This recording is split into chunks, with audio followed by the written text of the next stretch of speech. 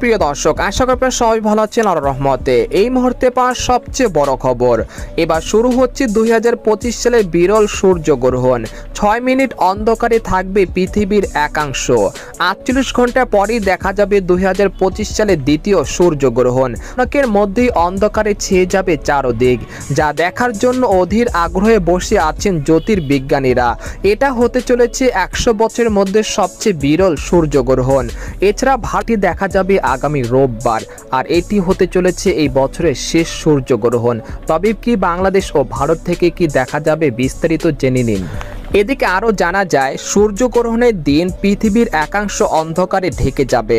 গ্রহণটি টানা 4 ঘন্টা 24 মিনিট স্থায়ী হবে। আগামী রোববার 21শে সেপ্টেম্বর রাত 11টা 29 মিনিটে আংশিক সূর্যগ্রহণটি শুরু হবে। গ্রহণটি শেষ হবে দিবাগত রাত 3টা 53 মিনিটে।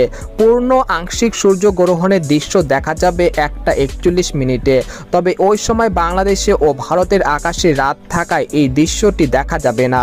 এই সূর্যগ্রহণ বাংলাদেশ এবং উত্তর গোলার্ধের অধিকাংশ দেশে দেখা যাবে না, অর্থাৎ বাংলাদেশেও দেখা যাবে না। তবে নিউজিল্যান্ড, আটলান্টিকা, অস্ট্রেলিয়া, দক্ষিণ প্রশান্ত মহাসাগর এলাকা, আফ্রিকা সহ বিশ্বের একাধিক প্রান্ত থেকে এই গ্রহণটি দেখা যাবে।